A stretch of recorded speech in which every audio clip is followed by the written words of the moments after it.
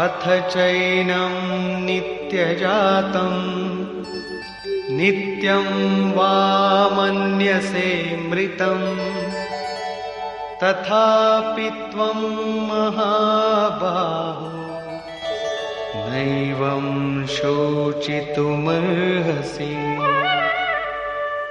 ఆత్మ ఎల్లప్పుడూ జన్మించేది, ఎల్లప్పుడూ మరణించేది అని అనుకున్నా కూడా నీవు శోకించకూడదు.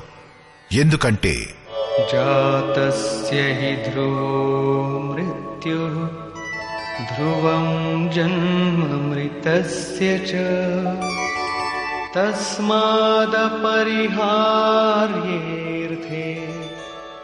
నత్వం శోచితుమర్హసి. అలా అనుకున్నప్పుడు కూడా జన్మించేదానికి మృత్యువు తప్పదు, మరణించిన దానికి జన్మం నిశ్చయమన్నది నిజం. కాబట్టి మన చేతులలో లేని ఈ విషయం గురించి శోకించటం తగదు. దేనికైతే మందు లేదు దానికై శోకించటం మరొక దుఃఖాన్ని కొని తెచ్చుకోవడమే అవుతుంది. అవ్యక్తాదీని భూతాని వ్యక్తమధ్యాని భారత అవ్యక్త నిధనాన్యేవ తత్ర కా పరిదేవనా. అర్జున, అన్ని ప్రాణులు జన్మించడానికి ముందు ఈ శరీరం లేనివే, మరణించిన తర్వాత కూడా శరీరం లేనివే. జన్మలకు ముందు తర్వాత కూడా కనిపించవు.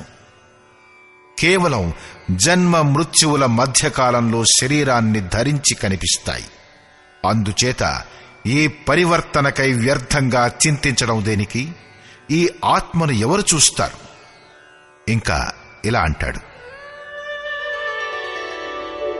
ఆశ్చర్యవత్ పశ్యతి కశ్చిదేనం ఆశ్చర్యవద్వదతి తథైవ చాన్యః ఆశ్చర్యవచ్చైనమన్యః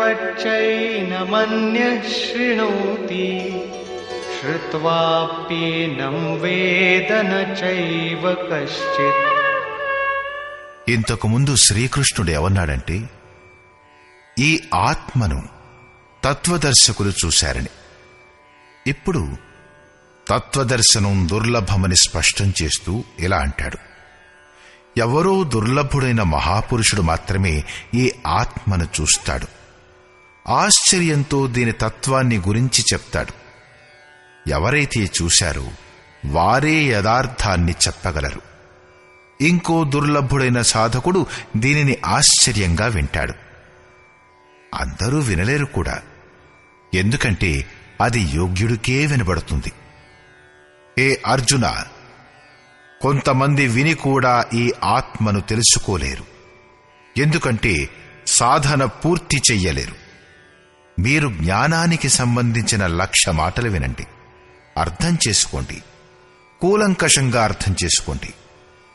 తీవ్రమైన కోరిక గలవారే కూడా అయి ఉండవచ్చు, కాని మోహం చాలా ప్రబలమైంది.